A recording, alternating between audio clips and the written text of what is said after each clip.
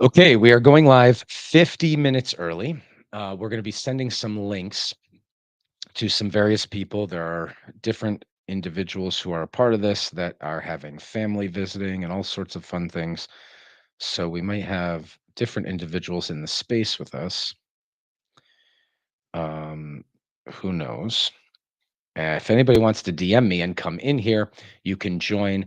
This is our 11th class on Jordan Peterson in the context of Nietzsche. So, our year three material in philosophy, the core curriculum focuses on Nietzsche's Zarathustra. And so, we want to do a deep dive into certain thinkers who we might temporarily title something like Children of Nietzsche, thinkers who were made possible by Nietzsche, who Nietzsche prophesied, twins of Nietzsche like Kierkegaard. We're going to do deep dive classes to accompany our study of Nietzsche's Zarathustra. The Decoding Zarathustra class is the core material for the year three material. So what we're doing is we did that in an unrecorded version in Twitter Spaces last year. I don't know how to get those recordings, but we're going to do it again. We're going to do it again soon, and we're going to schedule it, and we're going to go line by line through Nietzsche's Zarathustra. And we won't talk more about that right now, or maybe we will. It's a pretty wild class, but in the context of that, there are of all the years, there are accompanying classes that complement the backbone course, and so this is one of those classes for the year three material.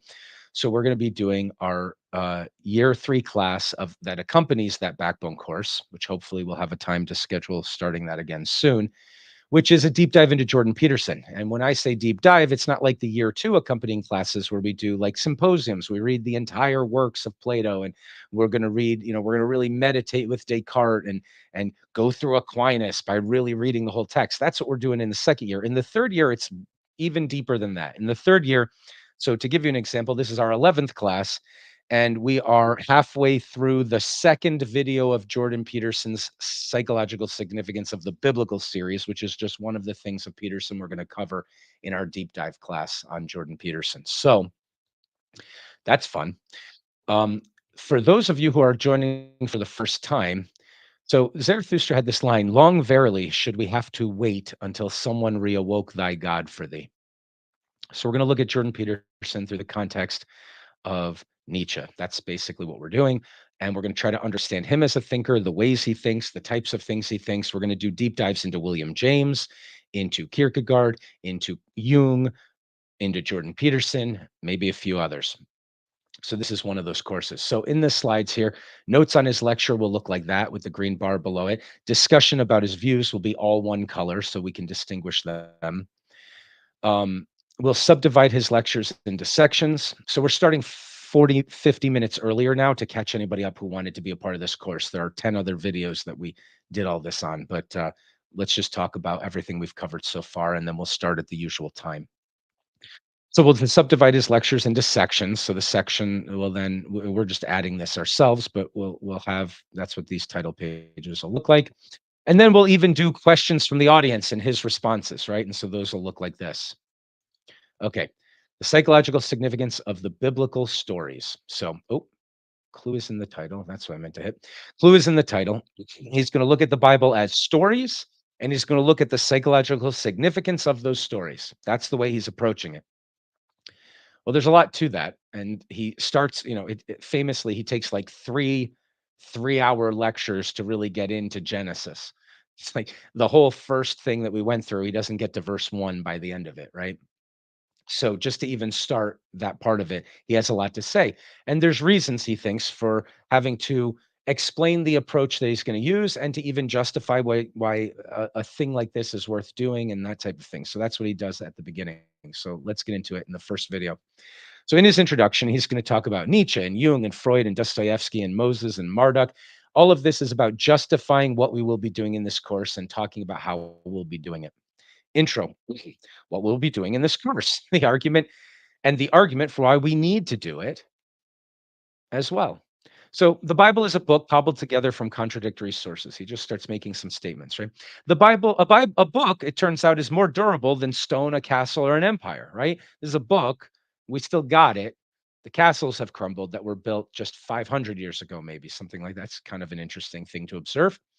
We don't understand this book. We don't understand how people could write a book like this. We don't understand how people could believe a book like this. And we don't understand what it would mean to believe a book like this today. So, setting the stage, what the heck are we doing? And how are we going to make sense of this? And how are we going to move forward? He made some points about Nietzsche. Do we have time to go through all of this? I don't even think we have time in the 45 minutes we have here to go through everything we've gone over, but let's just grab one or two things from each slide to discuss. So, the one thing about Nietzsche that we might want to talk here that he brings up is the fact that Nietzsche's exclamation, as everyone knows by now, that God is dead was not some sort of exultant uh, uh, exclamation. It also wasn't some sort of snarky, funny sarcasm for just, I don't believe in God and how could you either. No, what Nietzsche meant was our highest values and the source of, oh, look, we have people writing. So if anybody wants to join, send me a DM and I'll send you a link to join the live stream here as well. But let's just put this up here without reading it. Yeah, Jordan Peterson. I remember for him for his give 'em hell tweet to Israel's PM at the beginning of the war. What a fine intellectual. Cool, man. So, if you don't share the same political view as someone else, maybe what you have to say about Nietzsche couldn't be helpful to that person. That's a very clever analysis. All right. So Nietzsche announces that God is dead. What he means a lot. Mainly, or one part of what he means, is that nihilism is coming and people won't know what to do about it. The ocean is rising and everything's going to be destroyed unless we find a way to swim through the other side of this ocean and find the answer to nihilism. Nihilism's going to kill everything politically and socially and familially and between the genders and psychologically. Everything's going to be aimed at nothingness and it will come about. Except Nietzsche saw nihilism inevitably coming and he made it his philosophical mission to triumph over that nihilism, to 200 years before we even understood what the problem was, to find the answer to the problem. And so when we do the Nietzsche Zarathustra course, we can say that he succeeded or that he failed. But when we do the Nietzsche Zarathustra course, it, Zarathustra is the characterological embodiment of what it means to accomplish the triumphing over nihilism. We won't go into it in more depth now. We will have all those courses recorded and we're going to start them again at the beginning pretty soon and they'll be in a recorded fashion. And it's in that context that we're doing Jordan Peterson here. So, in any event, Nietzsche said something else. He said, nihilism abides in the heart of Christian morals. And he also said, science is a subdenomination of Christianity.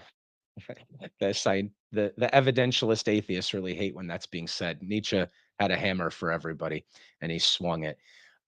Let's explain what that might mean in brief, rather than doing it in a longer version, since we have no one here to be offended, and I can prove that's not true, and then we could have a back and forth. And it's a pretty powerful idea of his.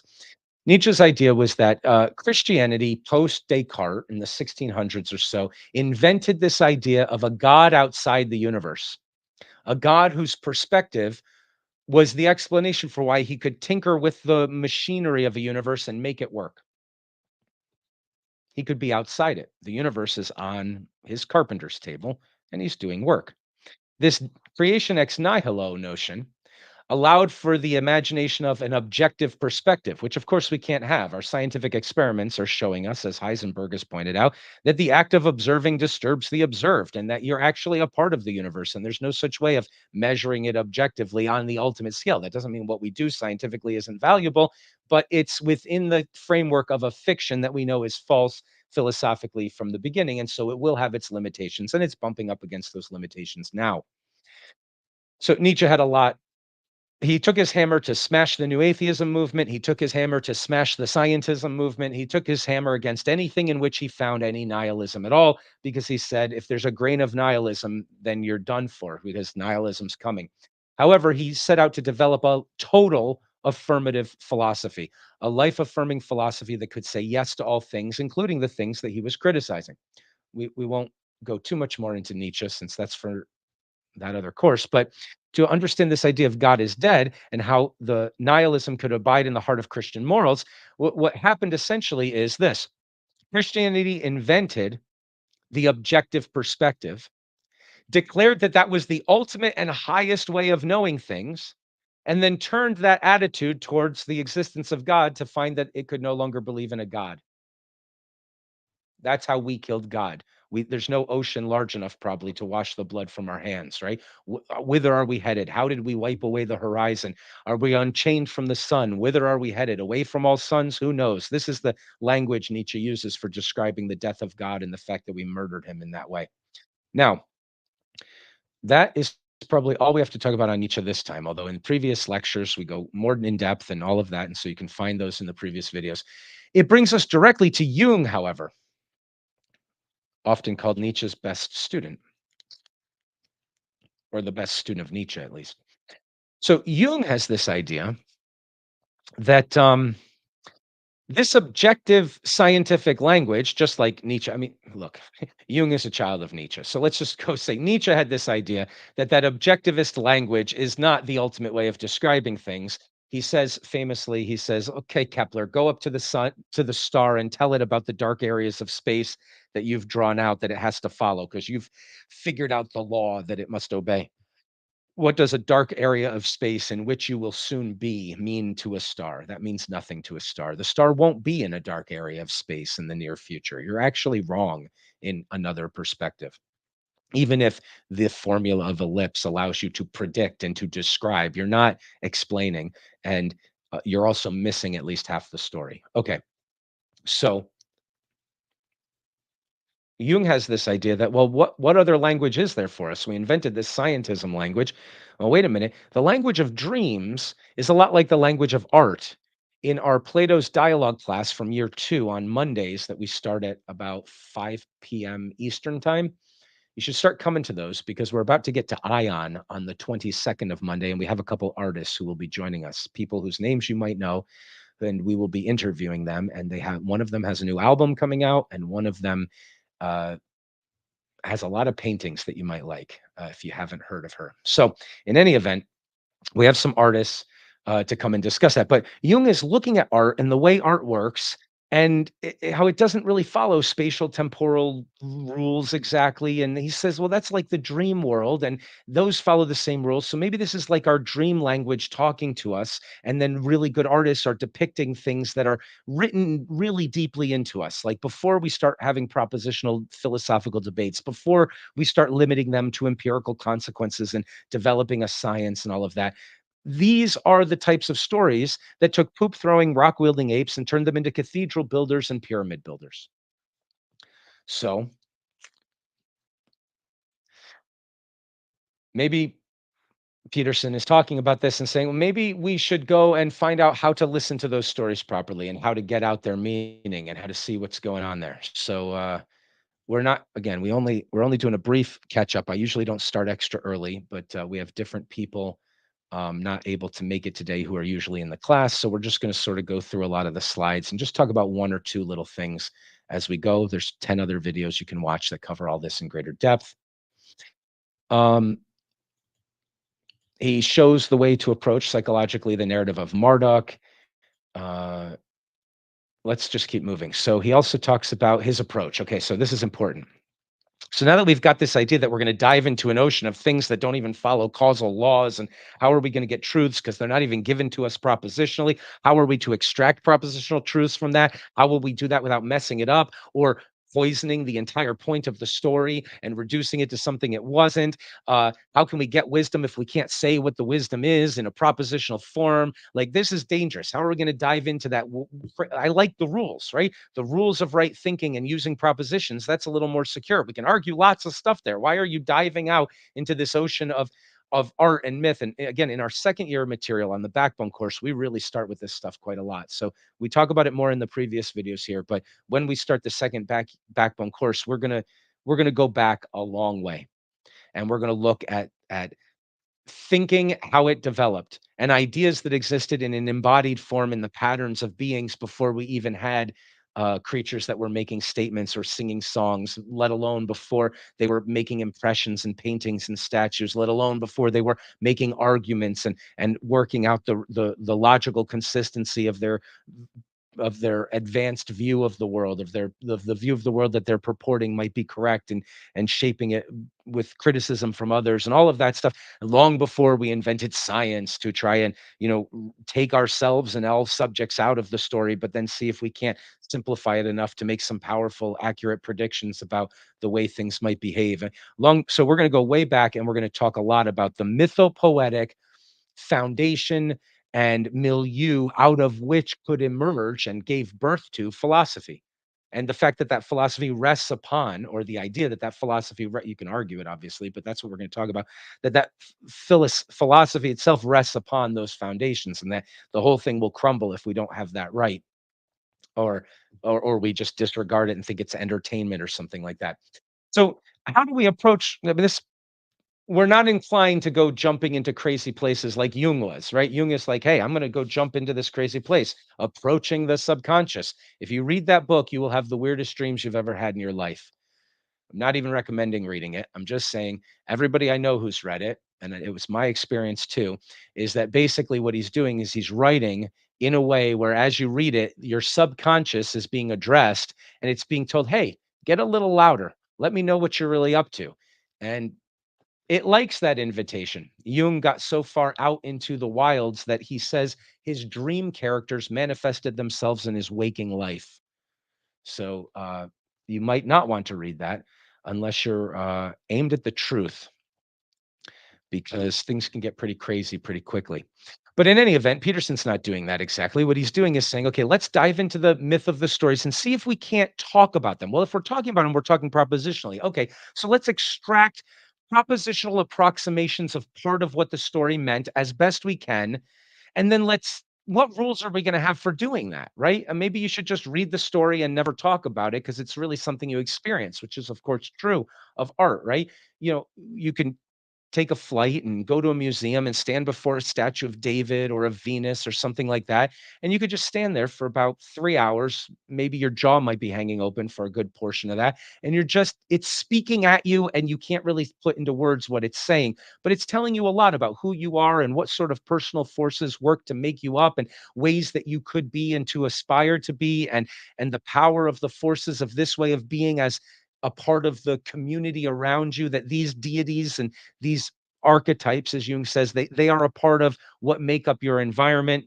That means they may have had a shaping effect on your evolutionary past, right? We'll get into that, especially with William James. We'll get into the people who think in that way, right? I'm not saying accept any of this, but we're talking about trying to understand the way that these people are thinking, and we're not doing it justice right now because we're rapidly going through it, but we have the previous 10 videos and the other classes and all of that. So in any event, I think what happens if we skip through this a bit is that Peterson says, look, I want to look at this phenomenologically. I want to be rational, but not overly reductionistic. I want to be practical. And we're looking for truths to live by here. We're not trying to be abstract just for the sake of sounding clever to ourselves or something. There's a moral dimension to this. We got to understand it literarily, like as a narrative, right? That scientific language and the language of narrative don't go together, right? We just finished Hamlet this morning. We're going to move on to our next Shakespeare play in Twitter Spaces next week at the same time.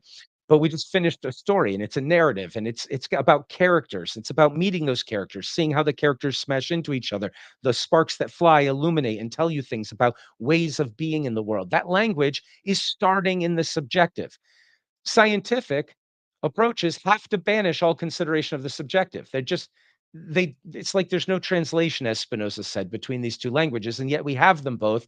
And Spinoza said they're both useful for us to understand the truth about the world. And we could even describe the entire world with either of these languages, Spinoza said. So, in any event, uh, he's going to be emphasizing psychology. He's going to be looking at evolutionarily, which is very interesting, and in these other lenses. But if we get to the end, I think I drew a sketch of kind of, or the end of the section, I think I drew a sketch of kind of the rules that seem to be emerging about the way that he wants to approach these stories, to say, what kind of truth do we find in them if we add the ears to hear them properly?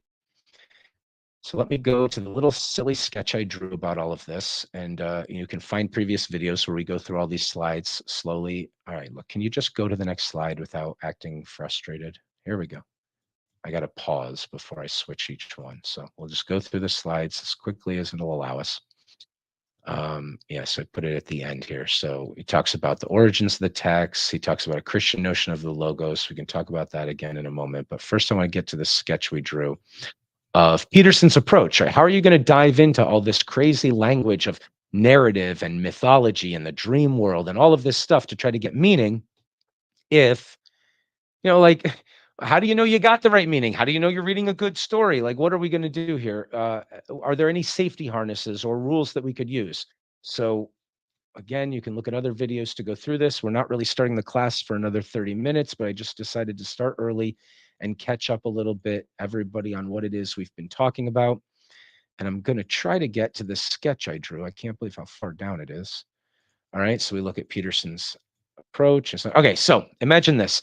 For Peterson, the picture that's starting to emerge is something like there's this big, deep saltwater ocean, uh, freshwater, maybe land that builds up the ground of everything. And that might be the mythopoetic language of narrative and art. And maybe even below that would be the saltwater of something like behavioral patterns or yeah, patterns of material being or something. And so as you come up closer and closer to the land, you've got this grounding of everything that would be the narrative language of mythopoetry or something like that. Then on top of that and out of that can emerge this philosophical propositional language. So these are like three different realms of language. And then if you restrict your propositional philosophical language even more to say, only talk to me, I'll only regard as meaningful the talk that has some empirical measurable consequence. Okay. Then now you're doing science. Okay. And so science is resting on the rules of right reason and the concepts that are invented by philosophy to allow us to even come up with a billion questions amenable to empirical consequence and to invent branches of science and then to oversee what those branches are doing and to explain, like, okay, to be a scientist in biology you have to sort of accept these things, so when they say x, here's what it really means, right? So it's sort of giving birth to and governing over the sciences, but the sciences are doing things that nobody else can do, and the philosophical propositional is doing something, it's higher up than what you could get otherwise, but it's all resting on this ground. And say, okay, we see now a relationship emerging between these dimensions here. And what if somebody were to say, okay, I don't want to live in the safety of this philosophical, propositional, scientific? Something's happened to us. Nietzsche was right. God has died. The mythopoetry, the substrate of what allows us to do any of this, is gone, and everything else is going to crumble. The science isn't going to keep going, said Nietzsche, right? Philosophy isn't going to, it's all coming to nihilism. It's all going to end. Believe me, it is, he says. You'll figure it out in about 200 years. We're about 150, or we're about 50 years away from fully understanding what his prophecy was, but y'all see signs. And so some people say, okay, well, wait a minute. Okay, Nietzsche, if the problem is that the ground is gone, that's a big problem. I agree with you. But maybe we could approach that, say these thinkers, Jung and Peterson, who were doing deep dives within the context of Nietzsche. By the way, I'm not siding with them and saying Nietzsche was wrong. And I'm not saying there's even a disagreement between them. I'm not saying Nietzsche was right. I'm just sort of trying to set up the relationships between these types of thinkings. So, okay, let's go try to find some value.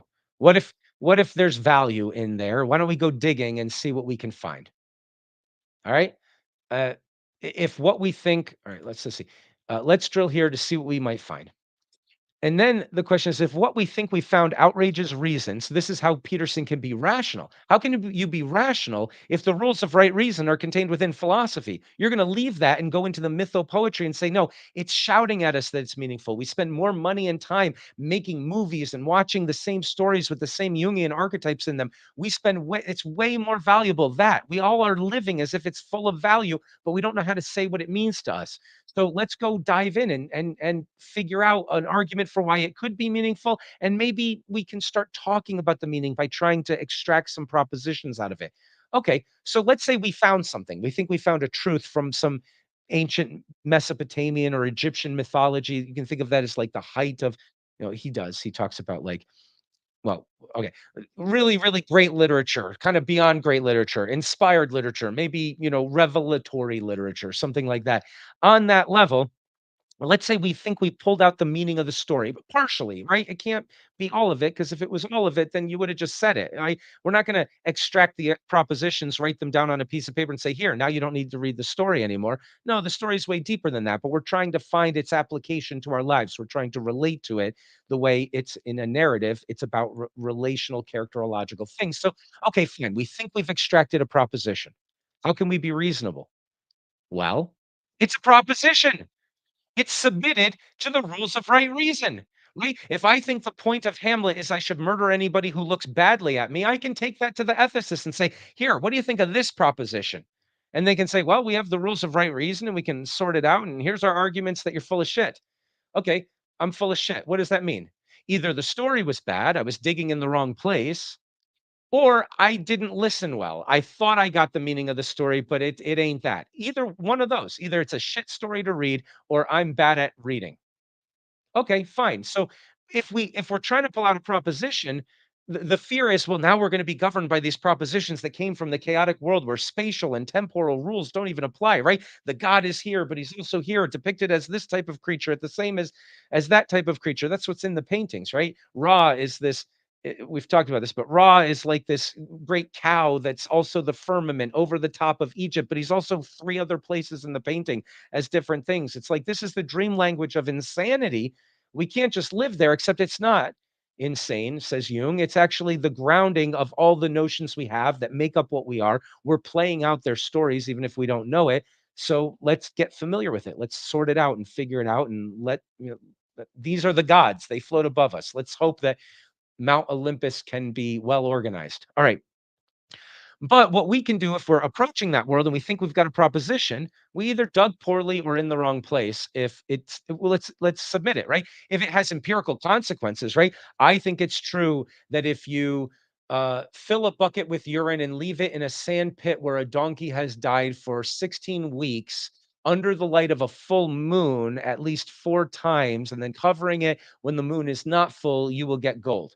Now, why am I talking like that? Well, that's actually similar to stuff that I've read in when science was being developed and it was really powerful. There were a bunch of fakers around who would be very methodical about what you have to do, and so they sounded scientific because they were listing out all the instructions. And this is why Francis Bacon said, "Okay, okay.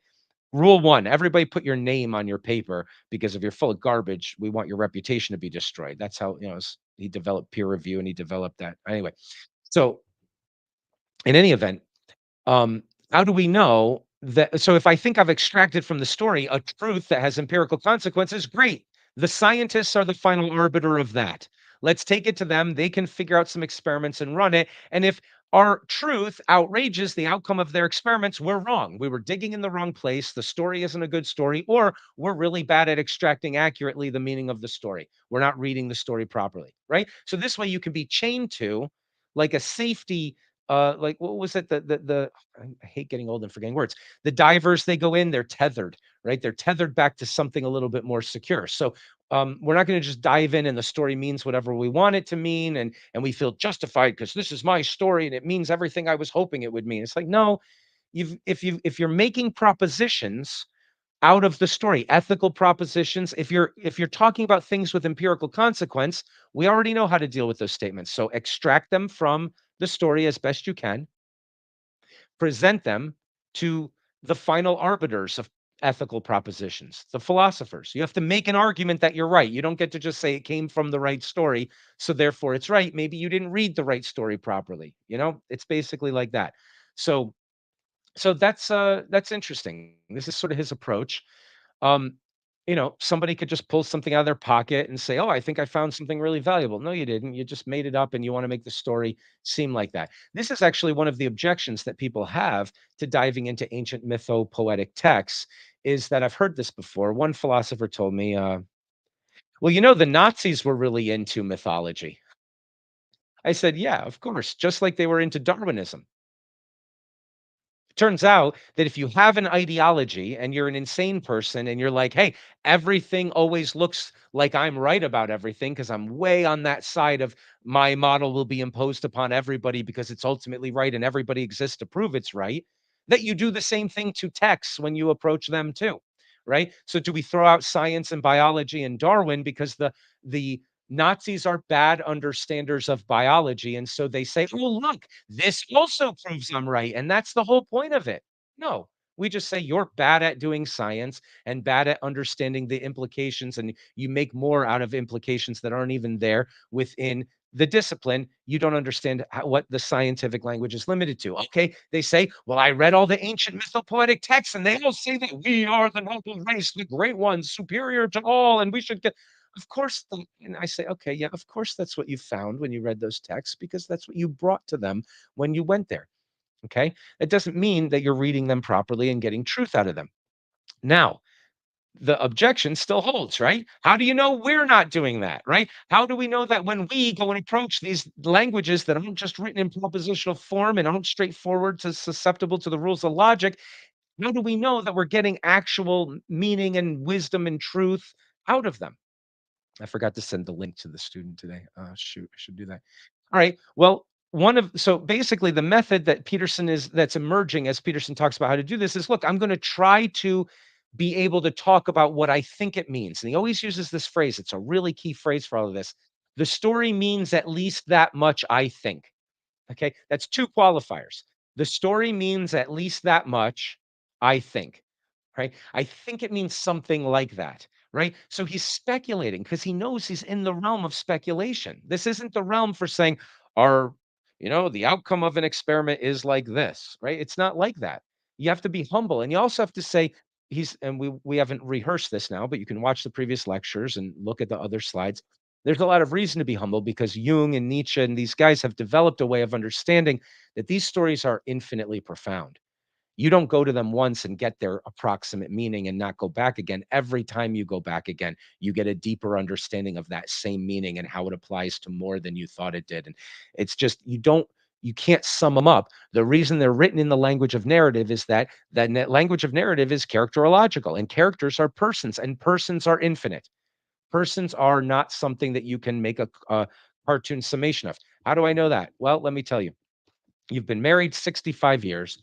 You turn to your wife and you say to her, "Honey, such a I love you and I love our life together. It's so wonderful." And by the way, one of the things that makes it so great is that I've got you figured out totally. You're basically like a 1990s operating system I run as a subroutine on my supercomputer at this point. There's nothing you could ever say that could surprise me.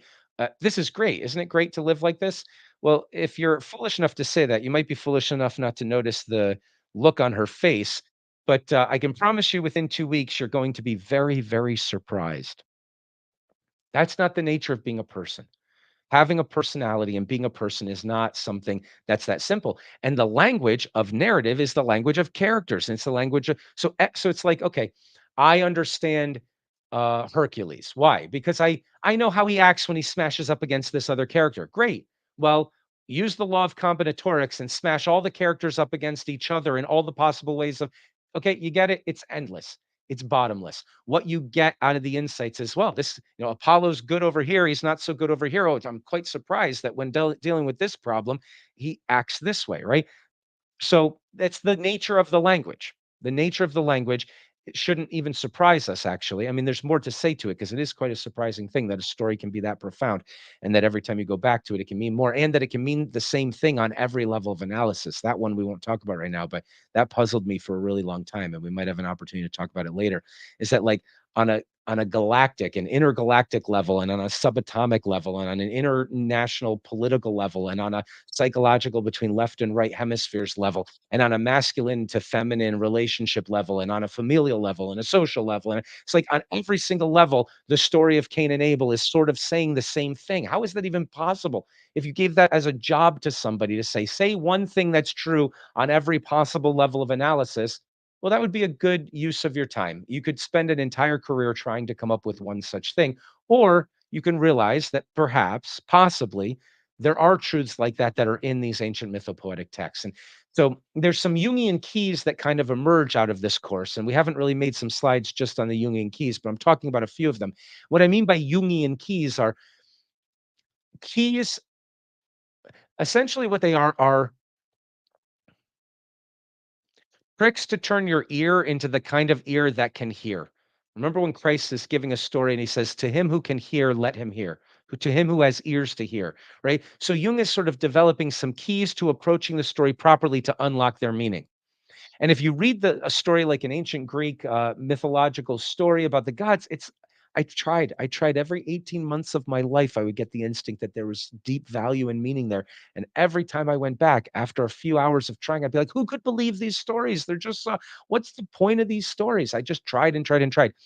But then I watched these lectures by Peterson. I extracted, I think, some of these Jungian keys. I put them in other slides. We'll talk about them at some point. And then I reapproached the ancient Greek myths and I read a story about a god I knew basically nothing about, really nothing about. It's never left me. I can't get through reading the story without crying, which is really weird. I'm sorry to say, like tearing up. It's bottomlessly profound. It has everything we need to know about what's going wrong, but I mean, it has a lot to say about our current situation. It was written thousands of years ago, and in the story, I won't in the story, it I will make an absurd claim and I won't back it up right now, and I promise you I can back it up.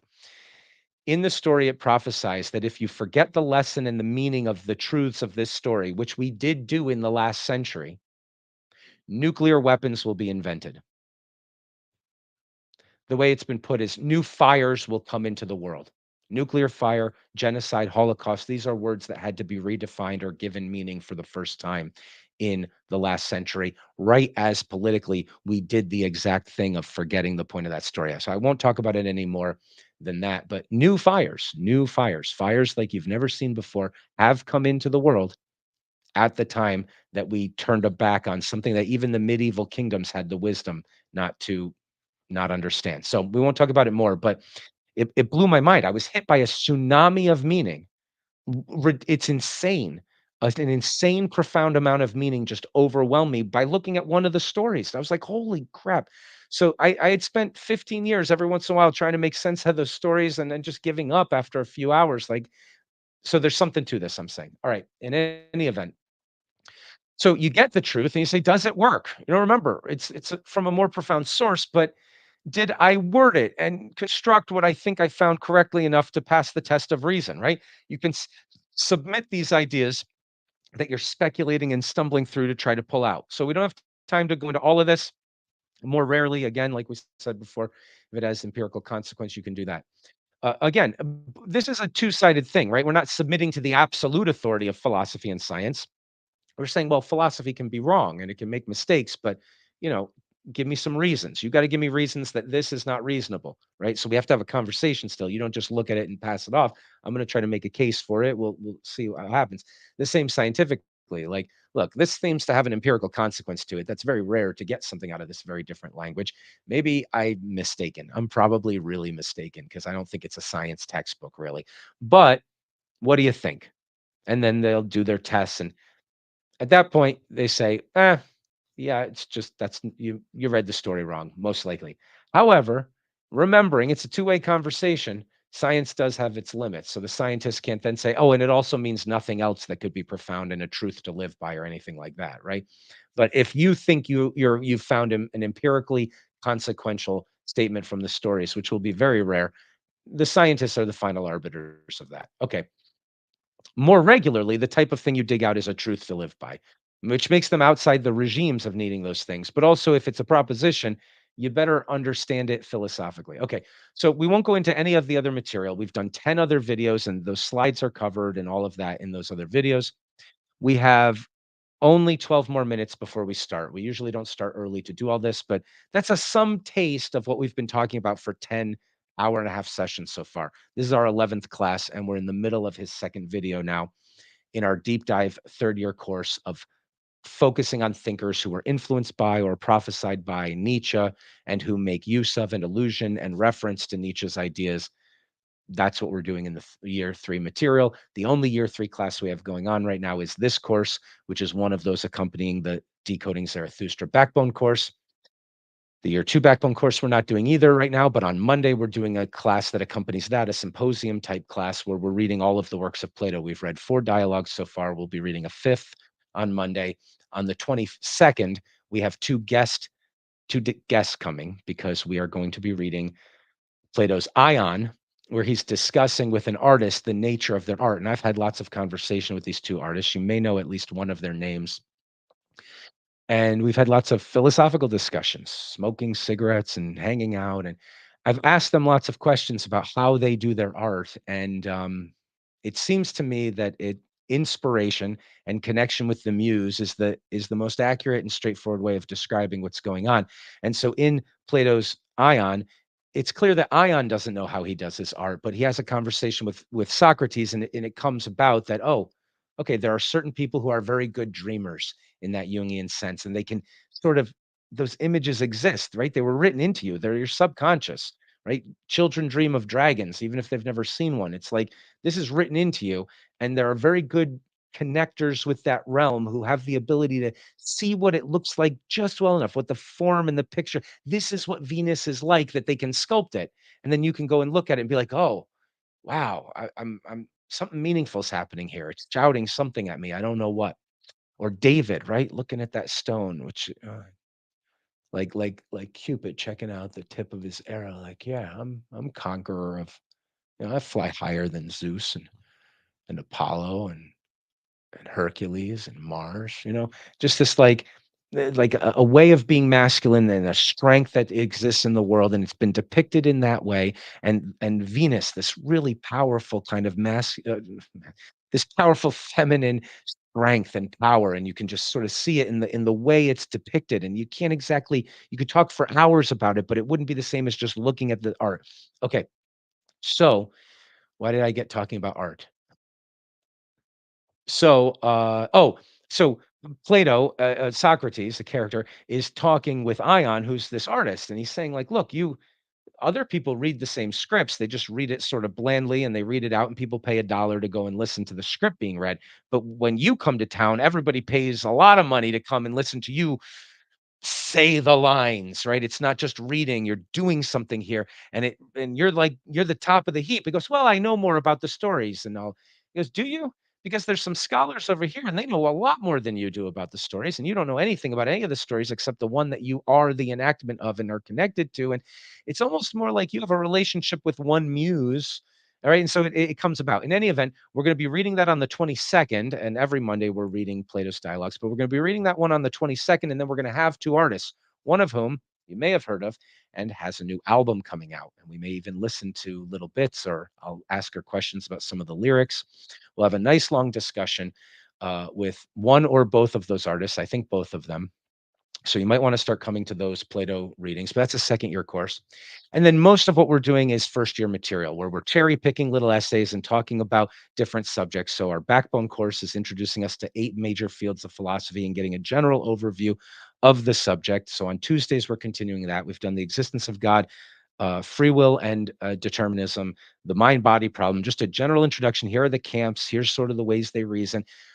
Are moral judgments subjective or objective? We're in the a priori section now, and we've got 3 more sections to do.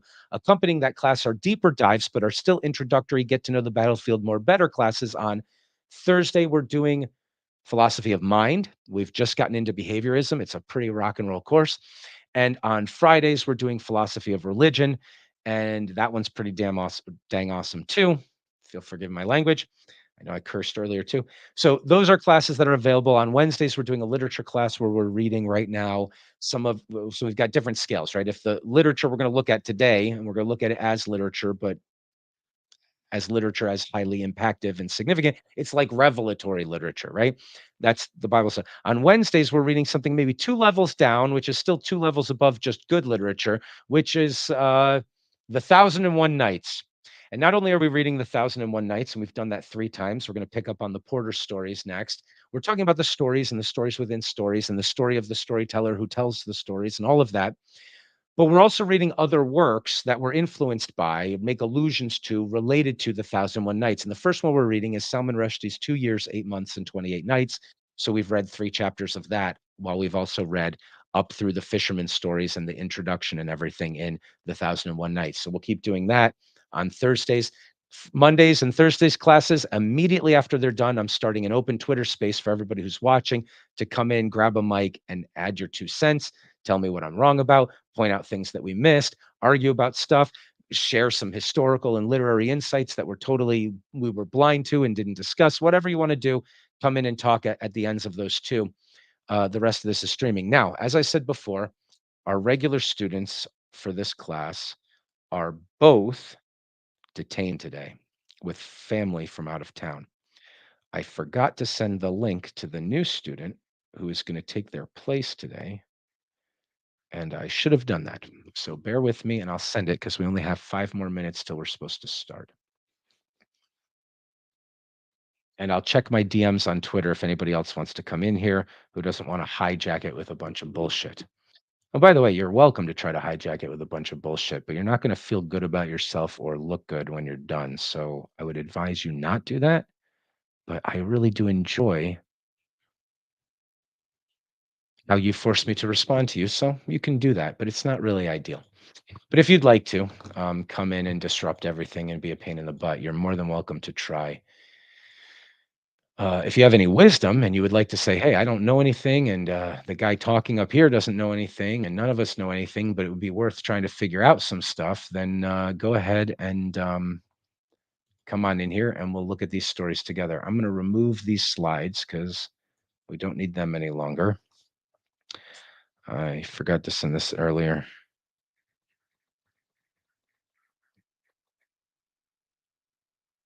Thanks for letting me give you just a heads up on sort of what the schedule looks like right now. We'll hopefully be able to do the year 3 backbone course. I'm really thinking we should start Zarathustra again, go right through it. It gets better every time. It's pretty powerful.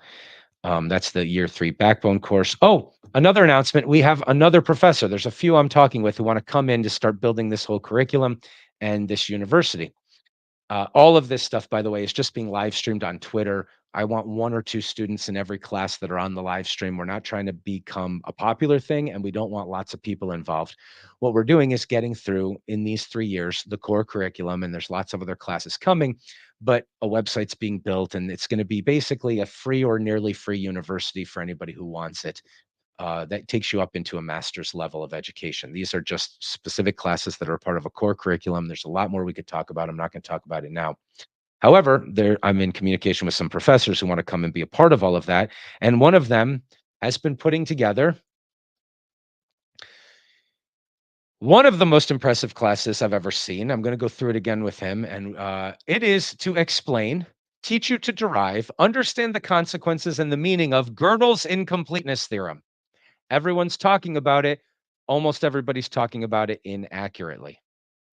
This man has spent decades learning how to derive it, the formal systems. If you don't know anything about math, he's going to give you the knowledge that you need in order to be able to approach it. It's some pretty sophisticated and complicated concepts, how to use Gödel numbers. We've been going over all of this together in our spare time, in our conversations. We're getting his studio built up. He's going to be coming soon to give a deep dive class on Gödel, his incompleteness theorem, and what the heck it really means, how to interpret it, how to derive it. Okay. Complicated, fun stuff. That's coming soon. In addition to that, he's put together a really cool Quine class that is sort of an alternative to the Nietzsche class. If by the time you get to that level, you're not that interested in Nietzsche, there will be alternative 3rd-year material that you can take to make up the core material of any major. The core of any major is this philosophy core, and that's why we're doing this first, by the way. Um, and then he and I together have been putting together, and we stopped doing this about 5 months ago, and we need to start doing it again because it's going to be a pretty good class. We've been putting together a co-teaching class. It's basically sort of 6 little classes in one. It's on landmark cases from the Supreme Court, philosophy of law, natural law theory, other law theories, the law theories that were around when the Constitution was written, constitutional interpretation methods. Okay. Really, that's the best one we've developed the most so far. It's pretty damn cool. So, ways that different justices and lawyers have argued is the proper way to read the Constitution and to make arguments out of it and all of that stuff. We look at Scalia, we look at everything. It's really really cool. Ways to interpret the Constitution, the history of liberty in the United States. You will learn things about what your rights are. It turns out that there's a lot of people out there acting like slaves when they don't have to because they were invited to act like slaves by people who pretended they had powers over them that they didn't really have. And it turns out from my experience, I can tell you from many experiences, all you have to do is look at those people and tell them to take a hike. And when they say, "No, no," everyone goes along with it, say, "Good, put it in writing," and they immediately disappear because they know that the law's not really on their side, and they're getting away with an awful lot of it. So, you'll learn more about what your rights are. Maybe you've been acting like more of a slave than you have to be. So, there's like 6 branches to this class, but it's gonna be really fun, and that's coming eventually too. So, all right, it is time to get started. I'm gonna stop talking about this class. What we're going to do is pick up where we left off here. We're going to spend an hour and a half listening to maybe 45 minutes of this. We'll interrupt and talk about things occasionally, but this is what we're up to. So I'm going to shut up now. Well, we'll leave that for a little later. And God said, "Let the earth sprout vegetation, plants yielding seed, and fruit trees bearing fruit, in which is their seed, each according to its kind on the earth." Can you hear it? It's really quiet. Oh, I know why it's quiet. I'm looking at all the volume things. Okay, my bad. Like, why is it so And it quiet? was All right, sorry. It'll be louder now, I think.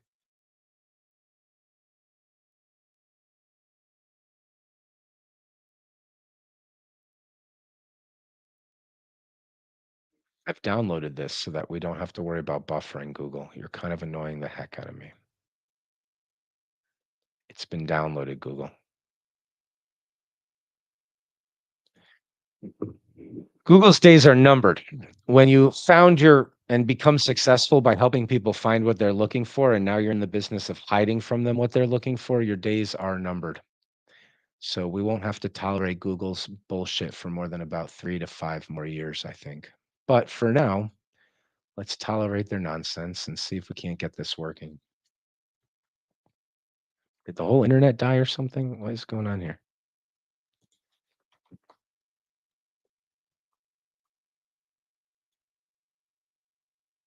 earth brought forth vegetation, plants yielding seed according to their own kind, and trees bearing fruit, in which is their seed, each according to its kind. And God saw that it was good. And there was evening and there was morning, the third day.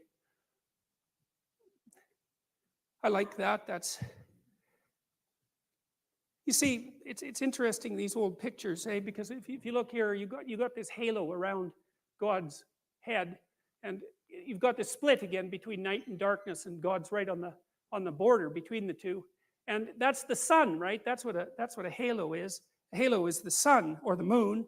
Sometimes it's like a coin. You have the queen's head on the coin, and that's the queen on the moon, and it's silver, and it's a symbol of value because, of course, the queen is sovereign, and the moon.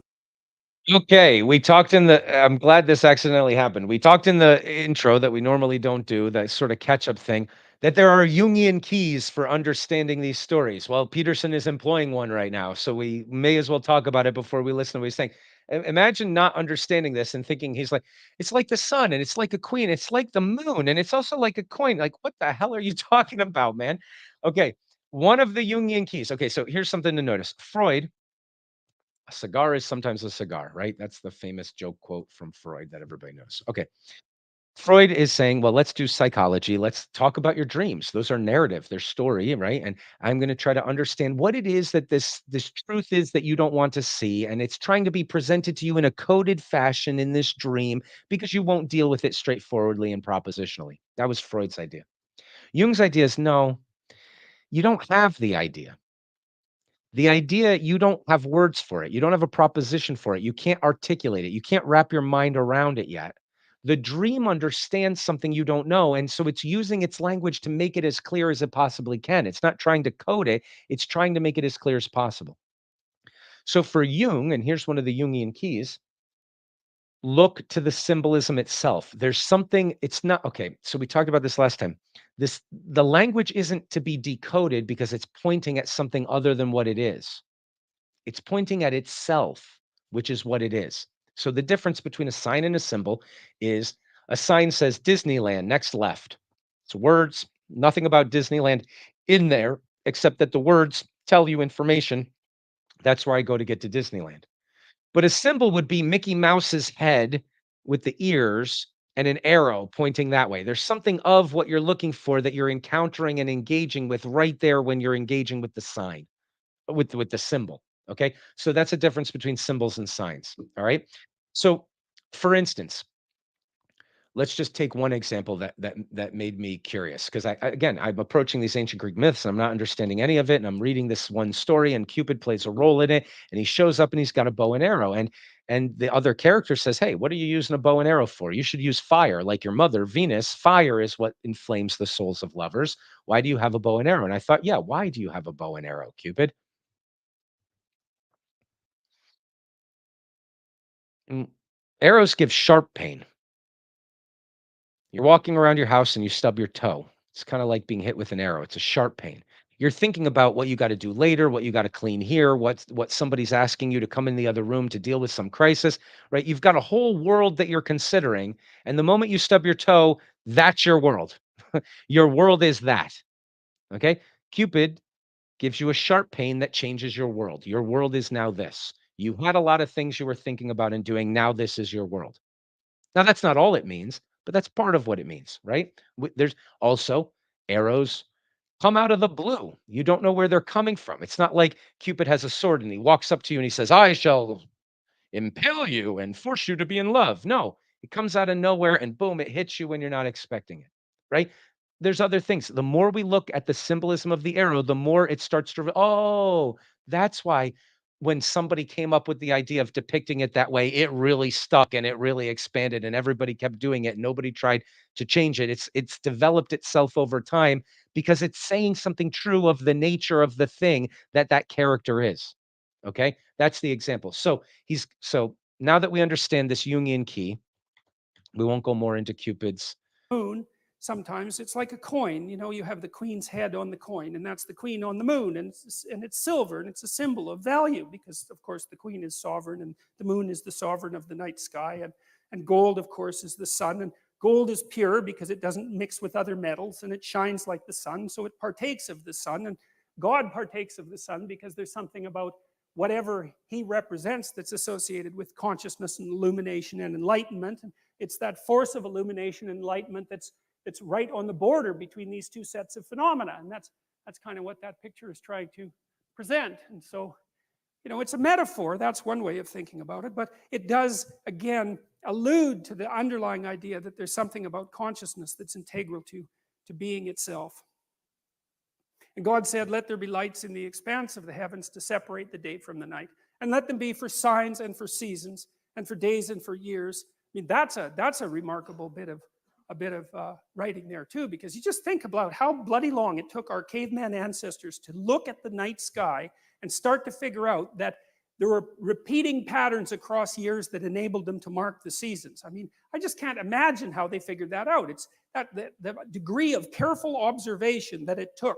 And I mean, we know people figured that out a long time ago because, those great megalithic monuments like Stonehenge seem to be astronomical observatories, essentially. And you see the same thing with the pyramids. I mean, people were looking at the damn sky, trying to figure out, looking at God, because that's kind of what you're doing when you're looking at the night sky, trying to figure out the regularity and order in the universe. And that's all compacted into this little line, and let them be for signs and for seasons to be oriented by the stars.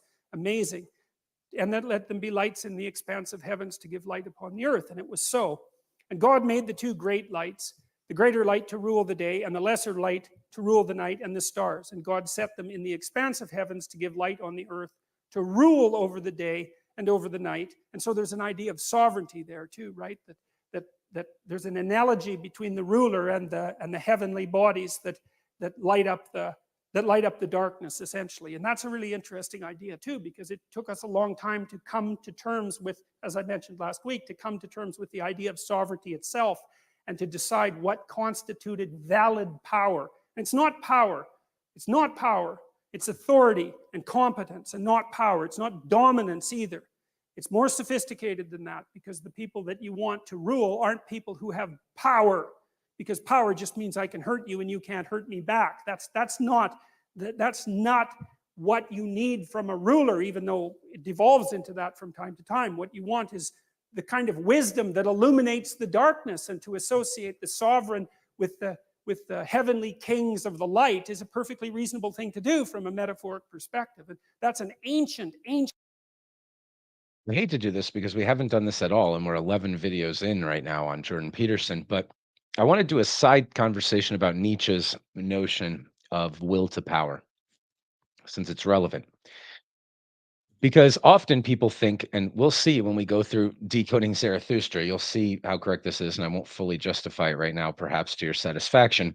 But that in the passage where Nietzsche is using allegory and narrative, right? There's six philosophers we call the consummate thinkers who say, look, I can't just tell you what I'm trying to tell you propositionally. And so they necessarily rely on narrative. Plato is using Socrates as a character in a drama, and Descartes is writing a mystical text of meditation that if you follow it through, it will rewire your brain, and hopefully induce the capacity for a religious experience. And he was doing that on purpose. And so there's these authors that are in philosophy that are trying to do that. In any case, in that in that language that Nietzsche's using, the characterological Zarathustra is the answer, essentially. He accomplishes what he needs to in the third part of the book to be Nietzsche's answer. We can argue about whether or not it's successful.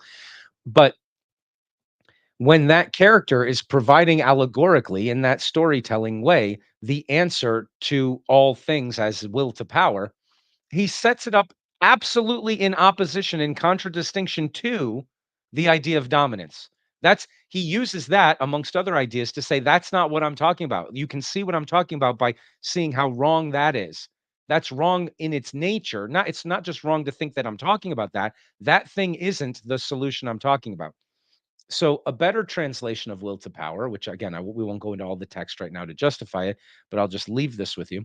A better example of will to power, Nietzsche talked about huh, the virtue, the gift giving virtue, the virtue that shines. We're talking about imaging and shining right now, right? So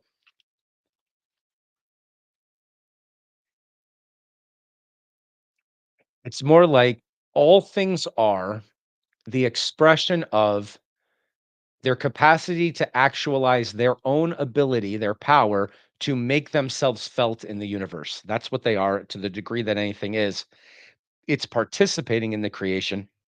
The star is a part of what illuminates things. So to the star, it's trying to send its light to the farthest reaches that it can, right? So that's its will to power, is its shining virtue, right? And so it's something more like to make oneself felt to the by actualizing the capacity one has for doing that to participate in the making of things good and exceedingly good or something like that.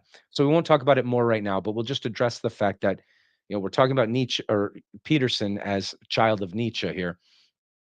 A lot of these insights, the Jungian insights, the Jordan Petersonian insights, they really are grounded in and overshadowed by or made possible through the thinking that Nietzsche was doing. So we won't even draw that connection any stronger right now. We'll just do that one side tangential thing and let's get back into what Peterson's talking about. Ancient idea, and another example of how we're grounded in a dream.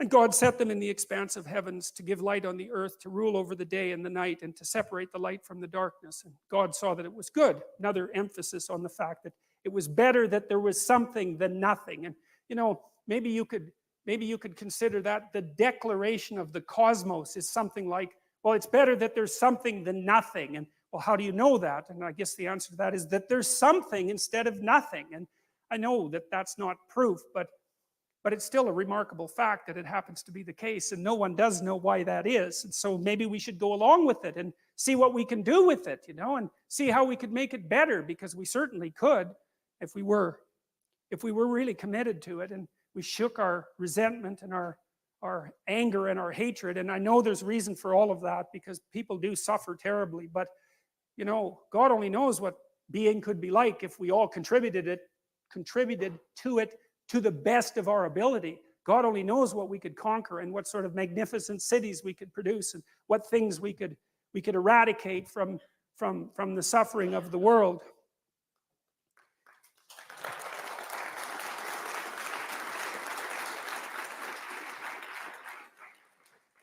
And there's this guy I read about. This is amazing, and I don't remember his name, but he found out about this worm that was called the guinea worm. And guinea worm is a really horrible thing, and you can look it up if you want, but I'll tell you a little bit about it, even though it's very distasteful. So a guinea worm is a parasite that lives in Africa, and it burrows under your skin, and it's quite long. It's about that long, and it's about that wide, and So it'll burrow underneath your leg and then it's in there, and maybe it pokes its little head out a hole, which is one of its delightful tendencies. And then if you want to pull it out, it breaks, right? Because obviously, because otherwise you'd just pull it out and it would be dead. And so it doesn't like that. So it just breaks off. And many people had this horrible disease, and well, you can't imagine what that would be like because you're part of the 1% and you live in North America, and thank God for that. But just a little imagine, you don't even want to think about it, let alone have it. And he went to Africa and wiped the damn thing out. It's like, well, great, it seems to me the planet's a lot better off without any guinea worms on it, even though that's like guinea worm genocide talk. I'm still, pretty happy about it. And so that was one guy who thought, well, we don't need these things. And yeah, well, fair enough, and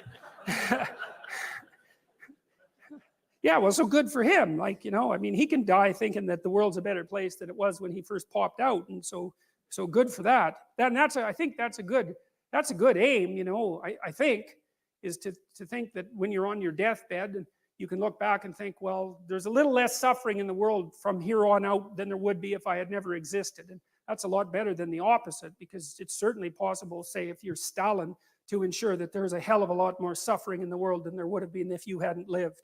And we perfectly well know that people can manage that, and that many people try to do nothing but manage precisely that. So, and it's hard for me not to think about that as some sort of metaphysical evil, and I think it's the right way to look at it. And there was evening and there was morning, the fourth day. We can make one very rapid comment, which is we in the slides that we skipped over, what we've been talking about, we've been trying to extract not only Peterson's approach, his method, the concepts he's using, where they come from, but also the thoughts that he has about being himself as he's using all these methods. And one of them that was just discussed was human beings, it seem to Peterson as entities who have the ability to move being towards hell or towards heaven. Maybe it sounds like too much responsibility for someone to want to have, but they have it nonetheless. And he wants us to take it as seriously as we possibly can, because hell is, as he often says, worse than you can imagine. And when it's that bad, you can make it worse still, and somebody will. And heaven could be like that too. We could make things so unbelievably good that you can't even imagine how good they are. And everybody could be thinking about how they could make it better still. Those are sort of definitions that he uses, partially uses, fill a gap of use at times between the two. But he thinks, you could be in hell now, and you could be in heaven now, and you could be pushing the world towards hell or towards heaven, and that you are, whether you like it or not, that type of creature doing that type of thing. So let's get serious about it, and maybe we can get serious about it by looking at the stories. So you have the sun here, and then the moon here, as far as I can tell. Yeah. Yeah. Actually, I think this is the moon over here, but yeah. So, yeah, and that's part of the Sistine Chapel, which is, an absolutely remarkable. And part of the reason too, and part of the reason I'm teaching about these biblical stories is because, I'm thinking because the humanities have been decimated so badly, and again, I think that has mostly to do with resentment and hatred more than anything else. But I don't really think that you can get a grip on the humanities and what they have to offer without knowing the biblical stories, because they're the dream out of which the humanities emerge. And so, unless you have that background knowledge, that dream, then there's all sorts of things that are utterly profound that don't open themselves up to you. And Dante's Inferno would be one of those, and Milton's Paradise Lost, which is an absolutely amazing piece of work. I mean, Milton wrote it because he wanted to justify the ways of God to man. What an ambition that is. And I mean, he was serious about that. He took the problem seriously. It's like, it's the Mephistophelian problem, is that, well, this is a rough business that we're involved in, and, maybe we should just give it up. And I think the whole world, I think, was deciding that in the 1980s, when we were deciding whether we were going to engage in the ultimate nuclear catastrophe, and we were very, very close to that a number of times. And I think it was a collective decision in some sense on the part of humanity that we might as well keep the whole awful game going rather than just demolish it. But Milton, he wrote Paradise Lost it's a dream. Again, it's a dream, and trying to explain the nature of being and the nature of evil. And you can't crack the damn thing without knowing the underlying stories. And that's really too bad because it's utterly profound. And the reason you need profound things, as far as I can tell, you need profound knowledge, is because life is actually a profound problem for everyone. I mean, you can shelter back and live a very conservative existence. And look, like, more power to you. I understand why you would do that, but it doesn't stop you from having to face the ultimate questions of life. Right? They're right there in everyone's face, and at least at some point in your life. And it would be better if you could, I think, if you could confront them full on, and to deal with them properly, and to be a beacon of strength as a consequence of that. And it's and I think that wisdom, that's what the humanities are supposed to teach, is wisdom. And wisdom is what enables you to deal honorably with the tragedy of life. And I can't see how you could think that that was a bad idea, because there are going to be times when you're in an emergency room and, prone to panic, and to cry, and to break down, and to collapse, and to be of no use to anyone around you. And that's not the right way to be. It's the right way to be in a situation like that is to be strong and reliable. And I don't think you can do that without being wise. And you can't be wise without putting yourself together, and without knowing something about where you came from and what you're like. And that's history and the humanities. And so this isn't optional. It's more necessary. Man does not live by bread alone, and that's exactly the issue here. So you see these magnificent works. I mean, there's a there's it's not like Michelangelo thought of this literally. He was a genius, for God's sake, and he's trying to get at something, and he's trying to get at the profundity of human culture. I suppose that's why you have this patriarchal figure here, and the cosmic role that consciousness and tradition plays in being itself.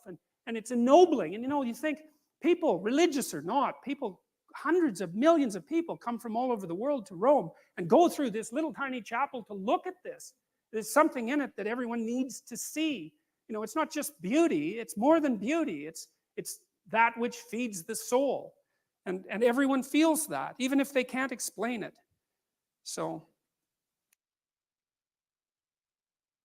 Sure, he meant to say more than beauty. Might be that's what's feeding the soul, but in any event, it's more than a distraction or an entertainment. Okay, let's continue actually. and God said, "Let the waters swarm with swarms of living creatures, and let birds fly above the earth across the expanse of the heavens." So God created the great sea creatures and every living creature that moves, with which the waters swarm, according to their kinds, and every winged bird according to its kind. And God saw that it was good. And God blessed them, saying, "Be fruitful and multiply, and fill the waters in the seas, and let birds multiply on the earth."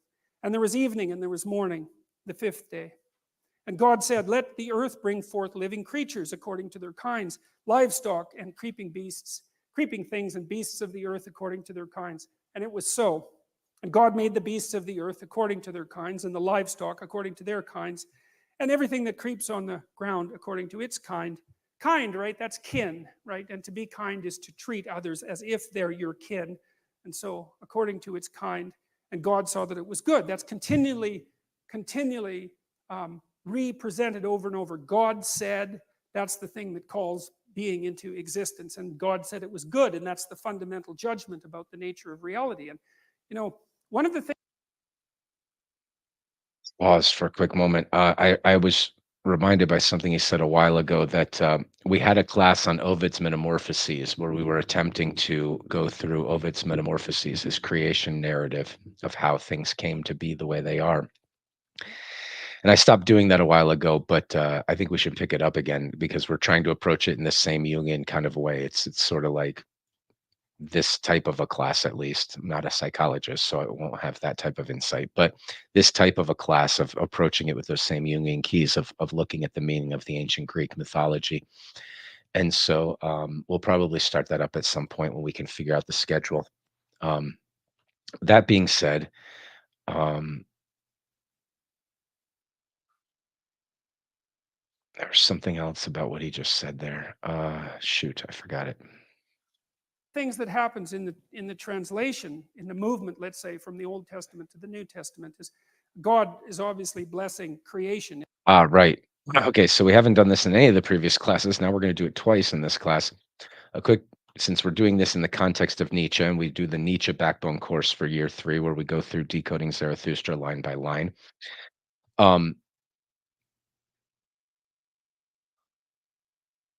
there's a notion that he just expressed here.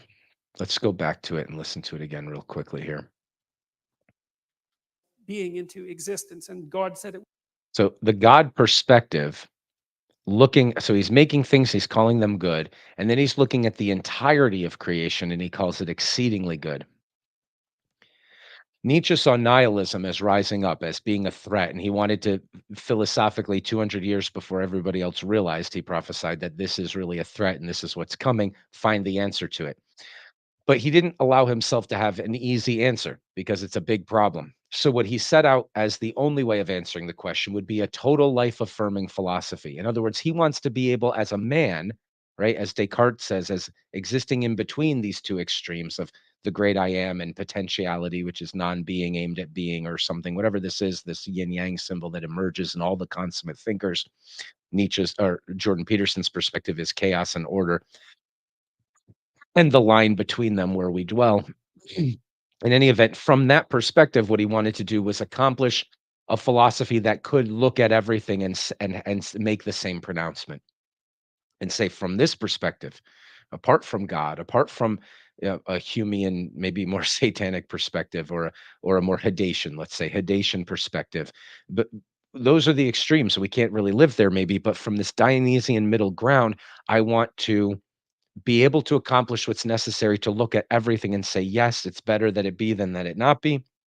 Even the things I'm opposed to, people think that Nietzsche said, well, there's no such thing as evil. No, his book beyond his work beyond good and evil was about getting to an answer that was beyond good and evil, climbing above those clouds to deal with a certain problem. But he came down, and in the rest of his book, he calls things evil, he calls them sickly, he calls them bad. He can make all those judgments, but while making all those judgments, he never says it would be better if you never were. He still has an affirmation of it. So he's not calling evil good, but he's saying I don't I don't despair of being, and you're an integral part of being. So I can still, he has to. He doesn't just do it like, well, I say it like I'm giving lip service to the idea. Every single thing he takes his hammer to, he smashes it because of the nihilism he finds within it, and only because of that. And he pronounces great, profound praise for the thing other than that. Okay. So he can't accomplish his philosophical mission unless he also can look at all being and say yes to it in that way. So again, it's a digression, but since we've got some new people watching today, and there's a lot that we've talked about on Peterson in the previous 10 videos, um, I just thought this class is in the context of the year 3 material where we look carefully at Nietzsche as the backbone, and then we do these deep dives into other thinkers who were who are related to Nietzsche in one way or another. So that's why we're doing this. Worth making a quick comment. Okay, let's move on. Was good, and that's the fundamental judgment about the nature of reality. And you know one of the things that happens in the translation, in the movement, let's say, from the Old Testament to the New Testament, is God is obviously blessing creation in the beginning of this story. And then you have Old Testament God, and like, don't mess around with him, right? Because he'll give you good smiting if you get out of line. There's no doubt about that. And he's kind of an arbitrary character. And lots of modern people think, well, how could you believe in a God like that? And it's like, when I read that, I think, well, the Old Testament people, that isn't how they thought. They thought, you better look the hell out because life is really difficult. And if you step out of line, you're going to get flattened. And God doesn't care, in some sense, whether you approve of him. It's like, what the hell does that have to do with anything? Obviously, you don't approve. It's like, you better pay attention, though, because otherwise you're going to be in real trouble. And that there's real wisdom in that. Nietzsche really admired the Old Testament as a work of literature because he thought that the representation of the divine, let's say, as a representation of the essential nature of being was extraordinarily accurate in its arbitrary and often cruel nature. It wasn't following a morality that human beings could really understand as moral. He thought that was very realistic, and I like that interpretation. But what happens in Sorry, before he moves on, I wanna just expand on that a little bit. When we look at these ancient mythopoetic texts, when we look at Ovid's Metamorphoses, when we look at Genesis, when we look at this foundational stories that are through narrative and character trying to tell us, look, this is who you are, and these are the entities around you, and this is how you could relate properly to nature and to the divine and to the body politic and to your family and all. It's all relational and characterological. It's using the language of narrative. While they're doing it, it's one of the things we mistakenly think about it is that they're fairy tales or their morality tales or their, simple little children tales. that they're just like, "Oh, do good and things work out. That's the moral of the story." What's the moral of the story? That's not what these stories are like. I think that the Bible maybe wouldn't be able to be on the level that I'm talking about if it weren't for the fact that it includes the book of Job. Okay. There's plenty of stories that say, look, you get out of line this way, this is what's coming for you. You wrestle with God properly to get a blessing, and maybe there's some karma. I mean, like we can see with Jacob, he's deceptive to try to accomplish the good. And then he has 14 years of karma where relatives are deceptive against him. And but he wrestles with God. It's like, okay, the first thing to notice is it's not a nice story. It's not approaching you like you're an infant and saying, "Oh, life's easy. Just do this. Be in the right club. Say God's name a certain way and everything works out." That's if there are religious people who think that way, they need to study their scriptures more. Okay? That would be the right response to a religious person who acts as though, "Hey, I'm in the right club. I found this denomination's right and this one's wrong, and I'm concerned with finding the right one or the wrong one." Like, well, a God worth knowing about doesn't give a damn what club you say you belong to. That might be the starting point of climb higher. But the text itself is nothing like that. Okay. So even though there are social justice prophets, even though there are, take care of the widows and orphans and that type of a thing, even though there are, hey, if you mess up this way, you're going to bring new monsters and badness into the world. And here's how you can wrestle with God properly. And if you do this, you will be blessed and all that. It also includes the book of Job. And the book is talking to us, and the story is telling us, you could do everything right and right.